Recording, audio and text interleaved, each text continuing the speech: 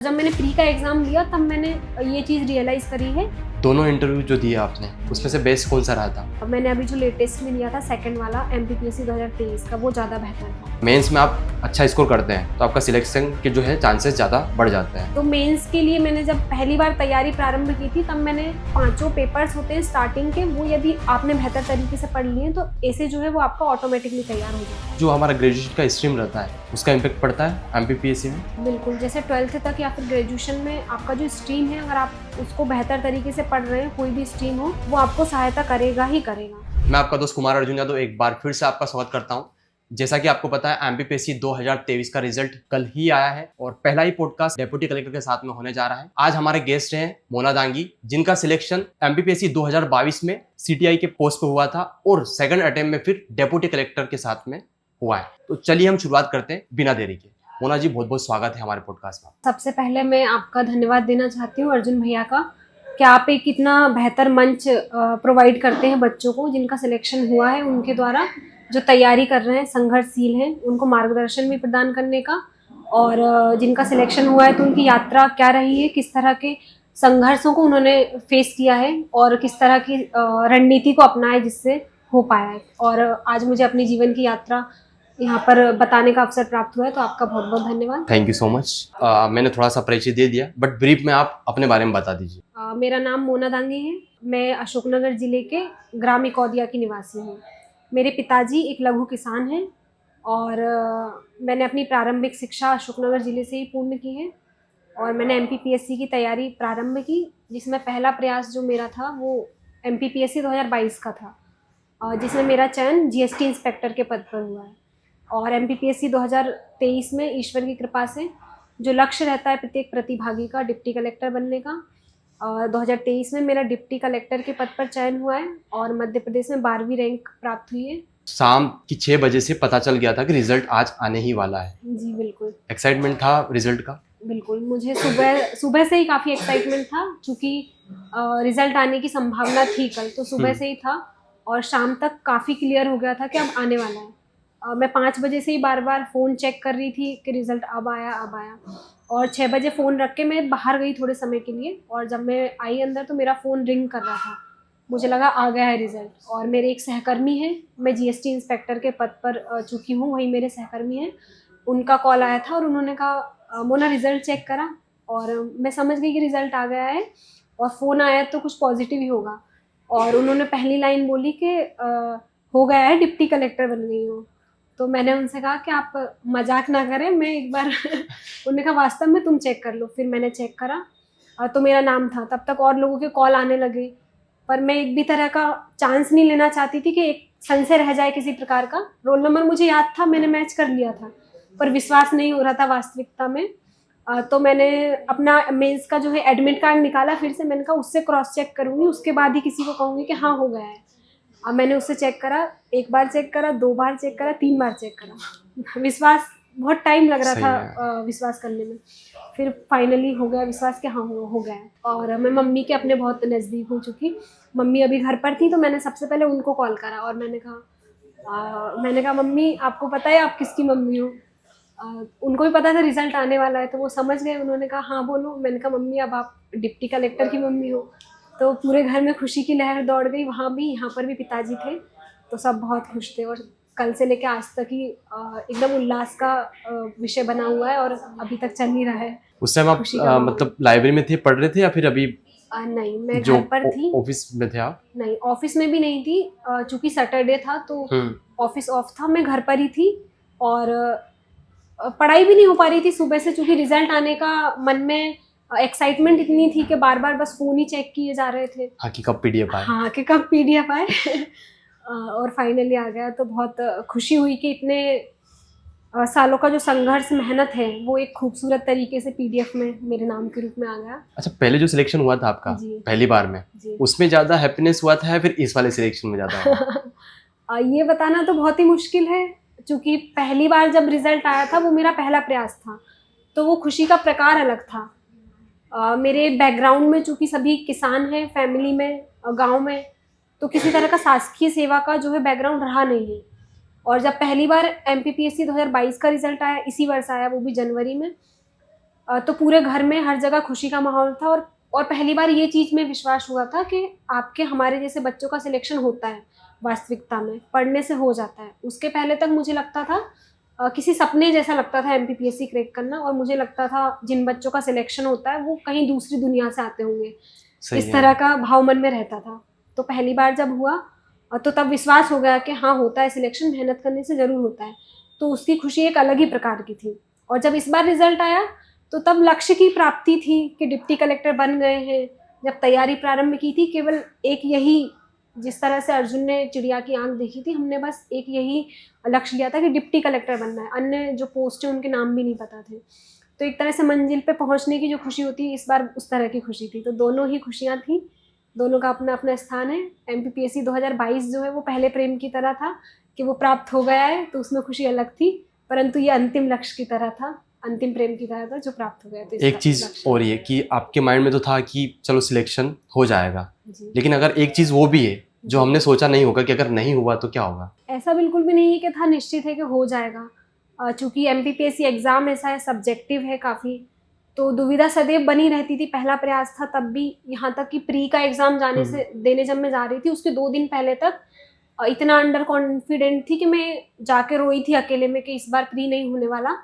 और मेरा चूँकि मैं जब से मैंने तैयारी स्टार्ट करी है, एक सपना कह लीजिए, जिद कह लीजिए, कुछ भी कह लीजिए, था कि मुझे पहले अटेम्प्ट में ही निकालना है। पर प्री के 2 दिन पहले इतनी चूँकि एंजाइटी हो गई थी, टेस्ट सीरीज के मार्क्स वगैरह भी ऐसा लग रहा था कि हो सकता है ना हो, तो मैंने काफ़ी रो लिया था। फिर उसके बाद मैं लेकिन चुप हो गई। फिर मैंने कहा अब जो होगा देखा जाएगा, कर्म तो करते हैं, हार होने से पहले हार नहीं मानते हैं। तो वो था, भय तो था ही सही, सदैव से निश्चित नहीं था। और नहीं होगा तो क्या होगा, तो उसके लिए मैंने कुछ प्लान भी बना रखे थे, क्योंकि मेरे लिए तो रोजगार पाना एकदम अपरिहार्य था कि हाँ प्राप्त करना ही है, मेरे पास उसके अलावा कोई विकल्प नहीं था। बढ़िया, अब शुरुआत करते हैं आपकी जो स्कूलिंग वगैरह है, एजुकेशन बैकग्राउंड के बारे में। आपने क्या क्या चीज़ें की है, चाहे अगर 12th की बात हो, ग्रेजुएशन वगैरह की, क्या क्या चीज़ें की है? मेरी जो स्कूली शिक्षा है कक्षा 9 से 12 तक शासकीय कन्या उच्चतर माध्यमिक विद्यालय मुंगावली से पूर्ण हुई है। उसके बाद मैंने ग्रेजुएशन इंदौर से पूर्ण किया है, BSc किया है मैंने फिजिक्स, केमिस्ट्री और मैथ्स के साथ।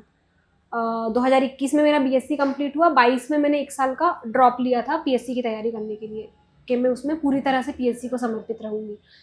फिर उसके बाद में 2023 में मैंने अपना मास्टर्स भी कंप्लीट किया 2 साल का। तो मैंने MA किया है उसमें राजनीतिक विज्ञान से। एक तरह से वो मेरा प्लान B था। मतलब आपका टाइम कम लगा ना आपको तैयारी में, ऐसा लग रहा मुझे, क्योंकि कई बार लोग, मतलब और भी ऐसे लोग हैं जिनके साथ मैंने पॉडकास्ट किया है, जैसे एक जो फर्स्ट रैंक थे दीपिका पाटीदार, उन लोग लगातार 5 इंटरव्यू दिए, 5 इंटरव्यू में जाके फाइनल DC बने थे। ऐसे कई सारे, एक दीपक भी आया, दीपक धाकड़ करके, वो भी शायद 5-6 इंटरव्यू दे चुके हैं। एक और मनोज पाल करके, शायद सुना होगा आपने, उन्होंने भी 7 इंटरव्यू दिए जब जाके उनका सिलेक्शन हुआ। और आपका तो पहले अटेम्प्ट में सिलेक्शन हो गया था, फिर दूसरे अटेम्प्ट में फाइनल डिप्टी कलेक्टर। क्या ऐसी चीज़ें की आपने, कम समय लगा आपको? कंपैरेटिवली कह सकते हैं कि थोड़ा तुलनात्मक रूप से समय कम लगा है। पर समय तो हालांकि लगा है। मैंने 20 में लॉकडाउन से भी तैयारी कर दी थी प्रारंभ। और ये है कि मैंने समय पहले दे दिया, जो बाद में समय देना था वो मैंने 22 में मेरा पहला अटेम्प्ट था, मैंने 2-3 वर्ष पहले से ही समय देना स्टार्ट कर दिया। परंतु ये तो सत्य है कि 2 वर्ष जो है वो मैंने PSC का सिलेबस देखकर और 100% समर्पित होकर वो 2 वर्षों में तैयारी की है। इसके लिए मुझे लगता है कि किसी मंजिल पे आपको जाना है तो आप या तो गोल घूम के जा सकते हैं या सीधे जा सकते हैं। आपको मार्ग खोजना रहता है और मार्ग में आपको यहाँ वहाँ भटकना नहीं रहता है। मुझे लगता है एक ही लक्ष्य था मेरे जीवन में और मैं उसके प्रति बहुत ही निष्ठापूर्ण रही कि मुझे PSC ही करना है। भटकाव पर मैंने ध्यान नहीं दिया यहाँ वहाँ पर, और मेहनत तो की, परंतु मेहनत सही दिशा में की, इस कारण मेरा हो पाया है और ईश्वर की कृपा तो रही सही।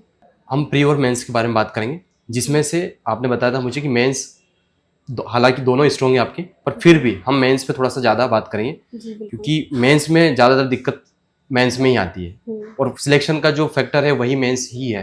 अगर मेंस में आप अच्छा स्कोर करते हैं तो आपका सिलेक्शन के जो है चांसेस ज़्यादा बढ़ जाते हैं। तो मेंस के लिए मैंने जब पहली बार तैयारी प्रारंभ की थी तब मैंने विषय पढ़े थे। मैंने ये नहीं सोचा था कि मैं प्री पढ़ रही हूँ या मेंस पढ़ रही हूँ। और मैं आपको एक चीज़ बताती हूँ, मैंने सिलेबस भी नहीं देखा था। अच्छा। हाँ, मैंने, चूँकि मेरा ग्रेजुएशन का दूसरा वर्ष चल रहा था, तब मैं एक्सपेरिमेंट करना चाहती थी कि ये मुझे चीज़ पसंद आती है अथवा नहीं, क्योंकि मैं बचपन से विज्ञान की छात्रा रही हूँ, तो मानविकी के जो विषय हैं उनसे मुझे थोड़ा सा भय रहता था। तो मुझे देखना था कि पीएससी के जो सब्जेक्ट हैं उनको मैं पढ़ पाऊंगी अथवा नहीं। तो मैंने एनसीईआरटी से पढ़ना स्टार्ट किया था। ज्योग्राफी की मैंने एनसीईआरटी पढ़ी थी, जिनसे मेरा बेस काफ़ी क्लियर हो गया था। फिर उसके बाद जब मुझे पता था कि 22 का एग्ज़ाम 23 में होने वाला है, तो मैंने मेंस की तैयारी स्टार्ट कर दी थी। और मेरी मेंस की प्री होने के पहले लगभग 60% तैयारी हो चुकी थी। और जब प्री आया, दिसंबर में नोटिफिकेशन आया और मई में एग्ज़ाम था। चूँकि पहला अटेम्प्ट था तो मन में भय यही था कि मेंस की कुछ तैयारी तो कर ली है, पर वो तैयारी व्यर्थ ना हो जाए, पता चले प्री ही ना निकले। तो मैंने जनवरी से ही प्री बस पे फोकस करना स्टार्ट कर दिया था। और जब मैंने प्री का एग्ज़ाम दिया तब मैंने ये चीज़ रियलाइज़ करी है कि कई क्वेश्चन जो हैं वो मेंस में जो आपकी समझ विकसित हुई है उसके आधार पर एलिमिनेशन से अगर आपको तथ्य याद नहीं भी है तो वो प्री में सही होते हैं। तो अगर कोई भी बच्चा एकदम नए सिरे से तैयारी कर रहा है, मुझे लगता है सबसे पहले आपको मेंस की तैयारी ही करनी चाहिए। उससे आपको प्री में भी हेल्प मिलती है, मेंस में तो मिलती ही है और इंटरव्यू में भी मिलती है। आपने अभी तक कितने प्री दिए? मैंने 4 प्री दिए हैं मैंने। चारों निकले?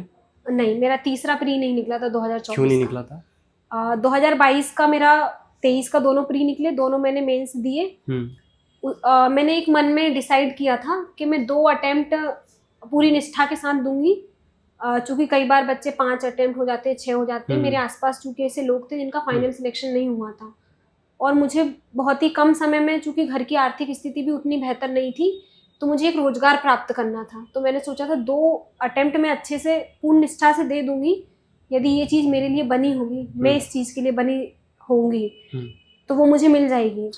तो उसके बाद से मेरा मन थोड़ा कम हो गया था, और मन में एक उस समय मेरा 22 का इंटरव्यू का कॉल भी आ गया था। तो अंतर मन में कह सकते हैं कि सबकॉन्शियस जो माइंड है उसमें ये बात बैठ गई थी कि संभावना है 22 या फिर 23 में होने की सिलेक्शन। तो मैंने 24 के प्री पर ध्यान नहीं दिया था, मेरा 24 का प्री नहीं निकला था। फिर जब मेरा 22 का रिजल्ट आया उसमें मैं जीएसटी इंस्पेक्टर बनी। 23 का रिजल्ट अभी भी पेंडिंग था। तब मुझे रियलाइज़ हुआ कि पढ़ने से हो जाता है और ये चीज़ मेरे बस की है, मुझसे हो सकती है। तो मैंने फिर से प्री की तैयारी करी और 25 का मेरा प्री निकल गया। उसका मेरा मेंस अभी है आगे। अब चूँकि 23 का रिजल्ट आ गया है तो अब उसकी आवश्यकता नहीं है देने की। नहीं देंगे अपना? नहीं कि एक और डीसी का टेक लगाना, जैसे इस बार भी हुआ है लोगों की, एक बार डीसी बन गए तो वापस से डीसी मिल गया उनको। नहीं, ऐसा बिल्कुल भी नहीं। जो सीट है उसको व्यर्थ नहीं करना है, और जो आगे बच्चे हैं जो काबिल हैं, जिनको अभी रोजगार नहीं मिला है, उनको वो मिले तो बेहतर है। क्योंकि कई सारे को ऐसा रहता है कि एक टेक लगाना रहता है कि हमने 3 सिलेक्शन लिए हैं। वो ऐसा हो सकता है कि पोस्ट की बेहतरी के लिए हो सकता है, परंतु मुझे नहीं लगता कि सेम ही पोस्ट पर कोई दोबारा देगा मेंस और दोबारा इंटरव्यू देना भी नहीं चाहिए। अब हम बात करते हैं मेंस के बारे में।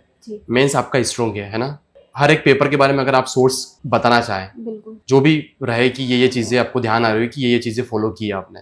तो मेंस के जो सोर्सेस हैं, जो सामान्यतः प्रचलित होते हैं पीएससी के लिए, मेरे उनसे थोड़े से अलग हैं। चूँकि मैंने भंवरकुआ पर रह के नहीं करी है तैयारी, तो मैं उस फ्लो में कभी बही नहीं। मैंने अलग रहकर तैयारी करी है। मेरी फैमिली के साथ में रहती थी और मैंने स्वाध्याय पर ज़्यादा जोर दिया है।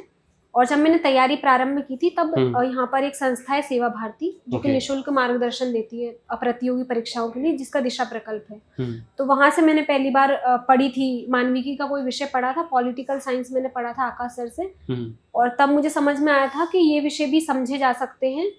उसके पहले तक मेरे मन में ये पूर्वाग्रह बना हुआ था कि गणित और विज्ञान के विषयों को हम समझते हैं इसीलिए वो मुझे पसंद थे, और मानविकी के विषयों को रटा जाता है, तथ्य याद करने पड़ते हैं, इसलिए वो मुझे पसंद नहीं थे। पर तब मैंने पॉलिटी सर से पढ़ी तो मुझे समझ आया कि ये भी अगर ढंग से पढ़ा जाए तो समझने के विषय हैं, इनमें भी स्टोरीज हैं, इंटरेस्टिंग हैं। तो मेरा बेस जो है पॉलिटिकल साइंस का वहाँ से बना था। और फिर मैंने आपको बताया लॉकडाउन में ज्योग्राफी के लिए मैंने एनसीईआरटी पढ़ी थी। तो ये वास्तविकता है कि एनसीईआरटी के अलावा ना मैंने प्री के लिए ना मैंने मेंस के लिए आज तक ज्योग्राफी में कोई चीज़ नहीं पढ़ी उसके अलावा। अच्छा।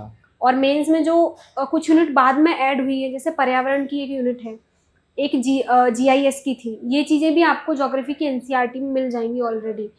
तो उससे ज्योग्राफी की 6th से 10th तक की एनसीईआरटी पढ़ने से और कुछ 11th और 12th के कुछ चैप्टर्स पढ़ने से ना केवल मेरा मेंस कंप्लीट हुआ था ज्योग्राफी का, बल्कि पर्यावरण और एक जनांकिकी करके विषय होता है, उस तरह के विषय भी मेरे कंप्लीट हो गए थे।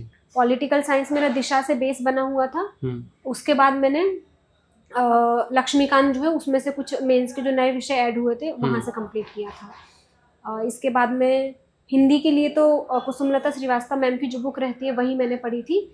और हिंदी में एक चीज़ ये अच्छी थी कि 9th से 12th तक जो मैंने हिंदी पढ़ी थी मेरे शासकीय विद्यालय में ही, तो वहाँ पर जो टीचर थी वो बहुत अच्छा पढ़ाती थी। और जब मैंने हिंदी का सिलेबस देखा तो उसमें से ऑलमोस्ट चीज़ें मेरी कंप्लीट थी, जैसे रस, छंद, अलंकार, समास, संधि, व्याकरण की जो चीज़ें हैं वो मैं स्कूल में ही पढ़ चुकी थी। तो एज अ कोई बुक से मुझे पहली बार नहीं पढ़ना पड़ा। मैं अगर कोई बुक पढ़ती थी तो वो मेरे लिए रिवीजन था। तो हिंदी मेरा वहाँ से कंप्लीट हुआ था।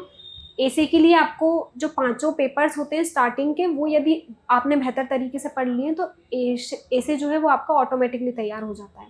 तो मैं हमेशा जो जीएस के विषय हैं वो चुनती थी एसे के लिए, और कुछ मैंने प्रैक्टिस करी थी, टॉपर्स की कॉपियाँ देखी थी, उनसे मुझे एसे में सहायता मिली थी। ठीक है, एथिक्स वगैरह हो गया और बाकी चीज़ें? हाँ, एथिक्स के लिए मैंने बुक्स आती है, एक तथ्यपाठ ने एथिक्स की बुक निकाली थी, पतली सी थी, जो रिवीजन करने में काफ़ी आसान था उसमें।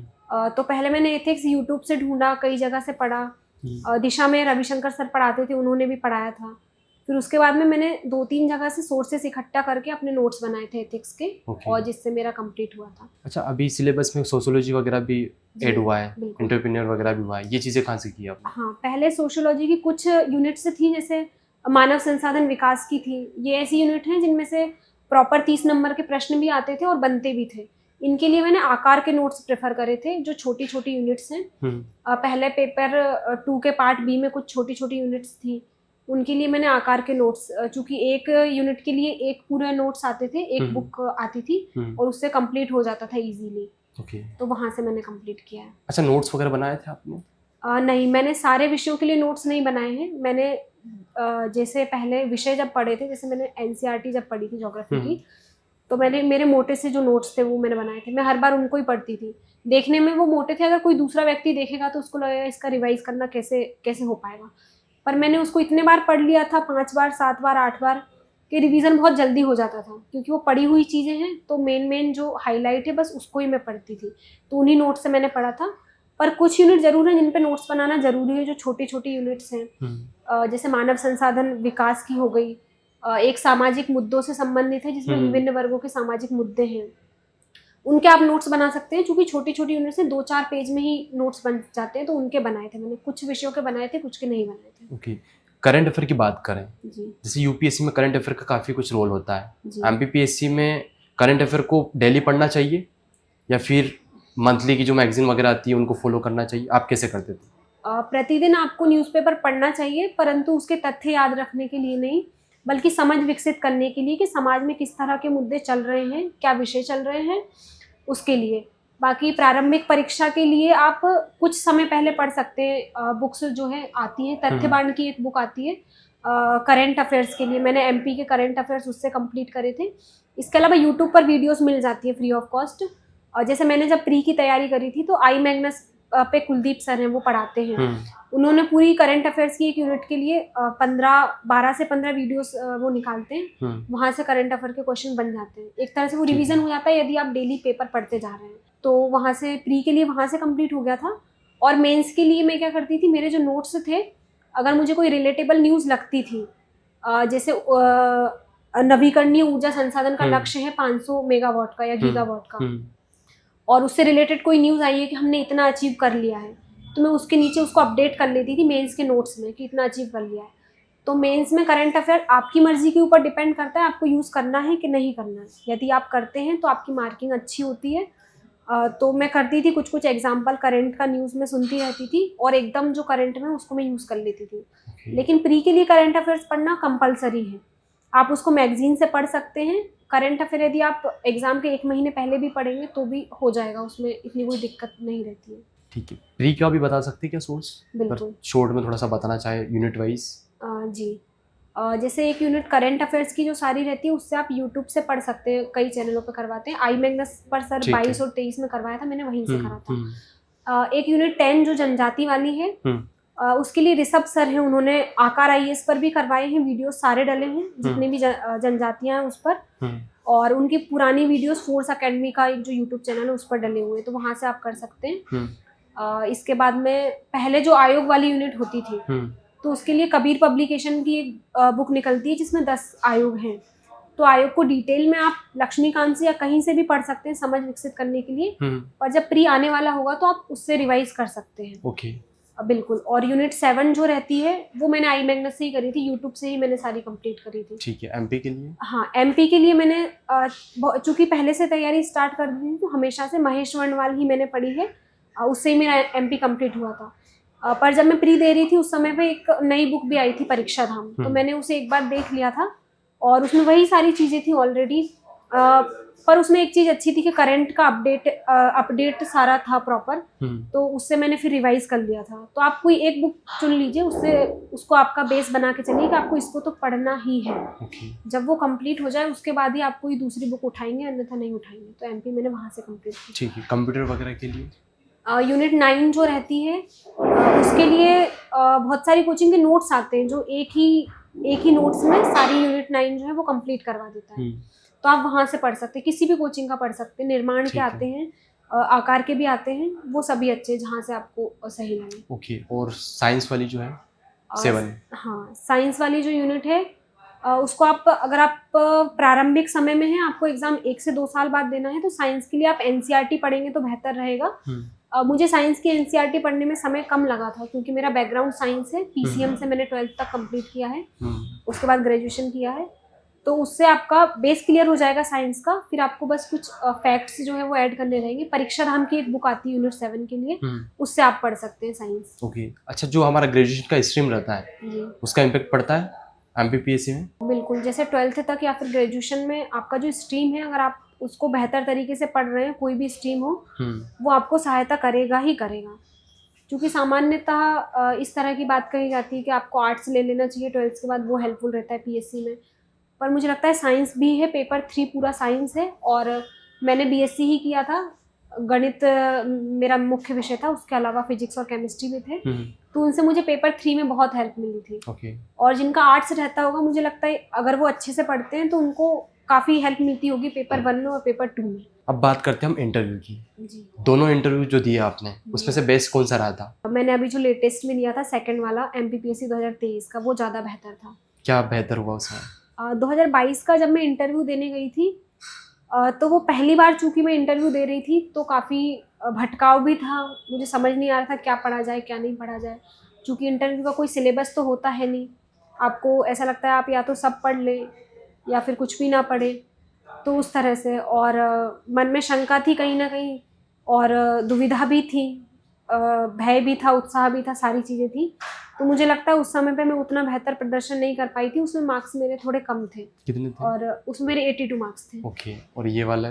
दूसरे इंटरव्यू में जो पहले में कमियां रह गई थी, मैंने उनमें सुधार किया था।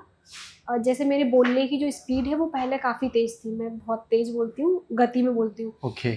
और मैंने जब हाँ, अब मैं स्लो हो गई, मुझे याद आ जाता है फिर थोड़ा स्लो हो जाती हूँ। तो 22 के इंटरव्यू के समय पे मैंने मॉक वगैरह दिए थे, वहाँ पे मुझे यही रिव्यू मिला था कि आप बोलते अच्छा हो, आप जवाब भी सही देते हो, पर आप थोड़ा सा फास्ट बोल देते हो, कई बार सामने वाला व्यक्ति सुन भी नहीं पाता है, उसको समझ में भी नहीं आता है।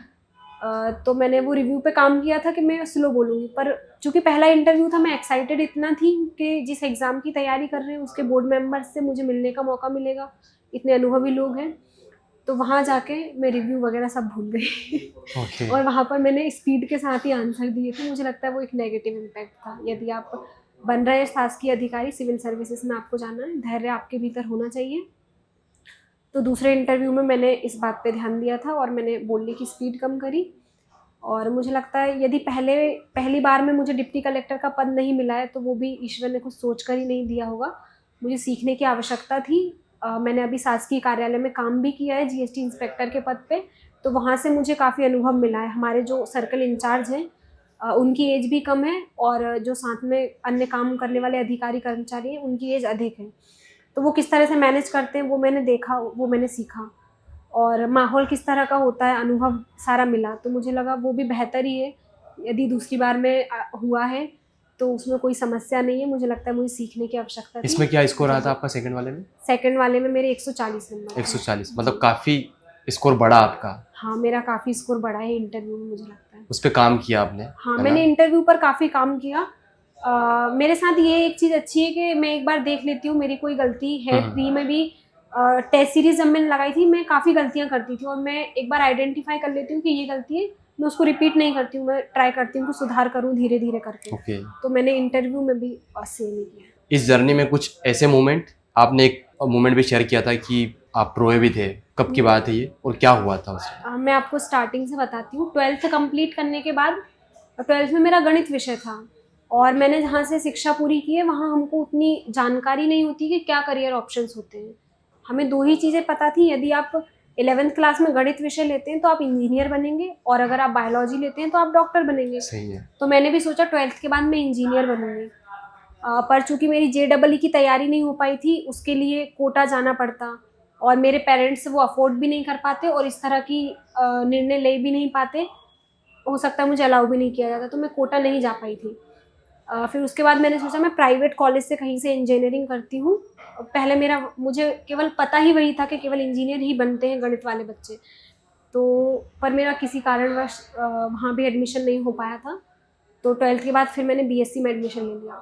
तो वो 1 वर्ष मुझे ऐसा लगता था कि अब मेरे जीवन का कोई अर्थ रह नहीं गया है, व्यर्थ है जीवन। अब इंजीनियरिंग हुई नहीं है तो मतलब जीवन भर मुझे लगता है मैं बेरोजगार ही रहूँगी इस तरह से। PSC के बारे में भी मैंने सुना था 12th कंप्लीट करने के बाद। एक बार 10th में भी सुना था, पर मैंने तब सुनकर उसको इग्नोर कर दिया था कि ये अपनी चीज़ नहीं है, ये आर्ट्स वालों की चीज़ है। पर मुझे लगता है भाग्य में वही लिखी थी तो वो लौट के आई। तो जब मेरी 12th कंप्लीट हुई थी, फिर मुझे पता चला MPPSC करके एक एग्ज़ाम होता है। तो 3 साल की कोचिंग लगानी पड़ती है। कोचिंग लगाने के बाद आपका सिलेक्शन हो जाता है, आप बन जाते हो अधिकारी। तो फिर मैं कोचिंग पिताजी के साथ भवरकुआ पर ही आई और जब कोचिंग वालों ने फ़ीस बताई 3 साल की और वहीं से हम वापस लौट गए। मैंने कहा ठीक है। तो फिर वो 1 वर्ष ऐसा था कि PSC सुना था, उसकी भी अब मैं तैयारी नहीं कर रही हूँ, इंजीनियरिंग में कर नहीं रही हूँ, मैं कर क्या रही हूँ अपने जीवन के साथ में। तो वो बहुत ही एंजाइटी भरा और डीमोटिवेटिंग था और मुझे लग रहा था, मैं चूँकि बचपन से होनहार रही हूँ छात्रा, तो शिक्षक वगैरह सब कहते थे कि आप बेहतर करोगे भविष्य में। तो मुझसे उम्मीदें भी ज़्यादा हैं, तो मुझे लगता था कि वो उम्मीदों पे मैं फ़ेल हो जाऊँगी। ओके। हाँ, बिल्कुल। फिर मुझे ये कहते हैं इस तरह से कि जब अंधकार बहुत घना होता है, इसका मतलब है सवेरा होने वाला है। तब मुझे पता चला, मेरे एक कॉलेज की सीनियर दीदी थी, उन्होंने बताया मुझे दिशा प्रकल्प के बारे में। सेवा भारती एक संस्थान है जो दिशा प्रकल्प चलाता है, जो कि सिविल सेवाओं की और अन्य कॉम्पिटिटिव एग्ज़ाम की निःशुल्क मार्गदर्शन प्रदान करते हैं। तो मैंने कहा चल के देख लेते हैं। वहाँ मैं जब गई, फिर वही मैंने जो आपको बताया पॉलिटिकल साइंस पढ़ा मैंने, मुझे अच्छा लगा। तो वहाँ से एक गाइडेंस मिल गया कि उतनी भी टफ नहीं है चीज़ें और खुद से भी पढ़ी जा सकती हैं। उसके बाद लॉकडाउन लग गया 2020 में, मेरे कॉलेज का द्वितीय वर्ष था और चूँकि एक त्रासदी थी सभी के लिए, नेगेटिव तो था ही सही, पर मुझे लगता है उसका एक पॉजिटिव भी रहा कि बहुत सारी चीज़ें ऑनलाइन आ गई। जो स्टडी मटेरियल था काफ़ी सारा, वो आप ऑनलाइन आने लगा। तो मैंने एक दिन रैंडमली यूट्यूब पे सर्च करा कि PSC का मैं सर्च करती हूँ, तो मैंने PSC करके सर्च किया तो उस पर काफ़ी सारी वीडियोस आ गई। तो मैंने कहा अच्छा, इसको ऑनलाइन भी पढ़ सकते हैं, तो फिर मैंने वहाँ से पढ़ना स्टार्ट करा। NCERT भी मैंने इस तरह से पढ़ी थी कि मैं PDF पढ़ती थी और उसके बाद मैं एक वीडियो देखती थी 6th क्लास की NCERT का। तो वो एक तरह से मुझे याद ही हो जाता था। एक बार पढ़ने में मैं 3 बार पढ़ लेती थी। पहले PDF पढ़ती थी, फिर वीडियो देखती थी, फिर दोनों को मिला के नोट्स बनाती थी। तो इस तरह से मेरा कंप्लीट हुआ। 2021 में मेरा ग्रेजुएशन कंप्लीट हो गया और पर फिर मेरे मन में वही था कि यदि मेरा सिलेक्शन नहीं होता है मान लीजिए, तो मैं ये दोषारोपण ना कर पाऊँ कि कोचिंग चूँकि मैंने नहीं लगाई है, इस कारण मेरा सिलेक्शन नहीं हुआ है। तो मैंने मुख्य परीक्षा के लिए फिर एक कोचिंग भी लगाई जो काफ़ी अफोर्डेबल थी। फोर्स अकेडमी से मैंने मुख्य परीक्षा की तैयारी की 2021 में। तो मैंने वहाँ पर मुख्य परीक्षा की तैयारी की। फिर इसके बाद में 22 से मुझे लगा अब एग्ज़ाम आने ही वाला है, मुझे खुद से भी पढ़ने की आवश्यकता है। तो फिर मैंने एक लाइब्रेरी के बारे में फिर मुझे पता चला। मतलब मुझे ऐसा लगता है, आप किसी चीज़ को पूरी शिद्दत से चाहते हो तो पूरी कायनात जुड़ जाती है उससे आपको मिलाने में। मेरे साथ वही हुआ था। तो एक के बाद एक मतलब मैं चलती जा रही थी, ऐसा लगा था कारवां बनता जा रहा है। मुझे स्वतः ही ऑप्शन मिलते जा रहे थे कि अब क्या करना है, आपको क्या करना है। हेल्प करने के लिए लोग, संस्थाएं आगे आते जा रहे थे। तो मुझे एक राजवाड़ा पे निःशुल्क लाइब्रेरी के बारे में पता चला, श्रीहरि लाइब्रेरी है। तो वहाँ पर फिर मैंने स्वाध्याय के लिए 2 वर्ष मैंने वहाँ पर पढ़ाई की। और वो लाइब्रेरी में ये चीज़ अच्छी थी कि अनुशासन बहुत था। बच्चे सुबह 8 से रात के 8 तक पढ़ते थे, तो उसको देख के मोटिवेशन आता था कि हमको भी पढ़ना है। तो मैं भी सुबह 8 से शाम को 6 तक पढ़ती थी और घर जाके फिर 9 से 12 रात में पढ़ती थी। तो 2 साल मैंने पूरा स्वाध्याय को समर्पित कर दिया और ये 2 साल के टाइम पीरियड में ही मेरा 2 प्री हुए और 2 मेंस हुए। और मुझे लगता है कि मैं चूँकि समर्पित थी वो 2 वर्षों में पूरी तरह से, तो मेरे जो चारों एग्ज़ाम थे चारों क्वालिफाइड रहे। मुझे इंटरव्यू का कॉल भी आया और इंटरव्यू का कॉल जब मैं इंटरव्यू देने गई तो तब विश्वास हुआ कि सपने सच भी होते हैं, बस मेहनत करने की आवश्यकता रहती है आपको। अगर आप करते हैं तो हो जाते हैं सपने सच। कोई बुक पढ़ी हो आपने जिसने आपकी थिंकिंग को चेंज किया? नहीं? हाँ, मैंने डार्क हॉर्स करके एक बुक पढ़ी थी। ओके। हाँ, उससे क्या चेंज हुआ? उससे मैंने ये पढ़ा कि यदि परिस्थितियाँ जो विपरीत भी हैं तो भी आप अपना काम कर सकते हैं।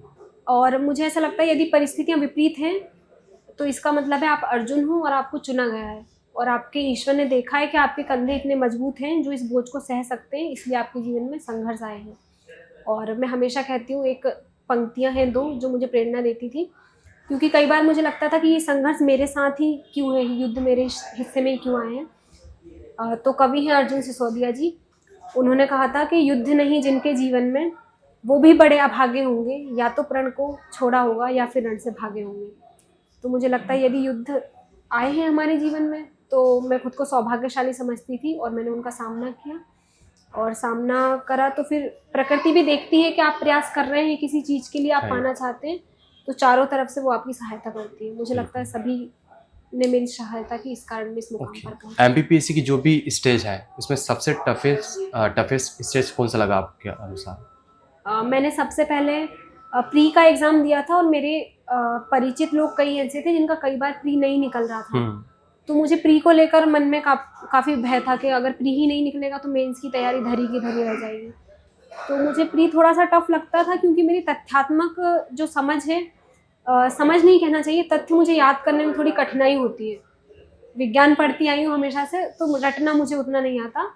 तो मुझे प्री से भय लगता था कि तथ्य अगर मैं याद नहीं कर पा रही हूँ तो हो सकता है प्री ना हो। तो मुझे प्री थोड़ा सा टफ लगता था, पर उसमें भी समझ के काफ़ी क्वेश्चन रहते हैं और मैंने उसको करा जैसे तैसे, इसीलिए प्री हमेशा मेरा बॉर्डर लाइन पर ही क्लियर होता था। मैं देखती थी 100 क्वेश्चन आने हैं और मैं पूरा चेक कर लेती थी प्रीवियस ईयर के क्वेश्चन से 4 साल से कि कहाँ से कितने क्वेश्चन आ रहे हैं। तो मैं लक्ष्य लेके यही गई थी प्री में कि मुझे बस 80 क्वेश्चन ही सही करने हैं और 20 में मुझे ध्यान ही नहीं देना, और मेरे 80 सही हो गए। जिस दिन मैं प्री का पेपर दे के आई और मैंने घर पे बताया कि मेरे 80 नंबर है, उसके पहले कट ऑफ भी थोड़ा कम जाता था, तो मेरे माता पिता तो उसी समय इतना खुश हो गए थे कि अब तो अधिकारी बन गई। क्योंकि प्री मुझे बहुत टफ लगता था, उसके लिए मैं बहुत डरी हुई थी। मेरे जो, अगर आप मिलेंगे जो आसपास में लोग रहे उस समय में, प्री से मैं बहुत भयभीत थी। 1 माह पहले तक भी मेरा ऐसा था, हो पाएगा नहीं हो पाएगा।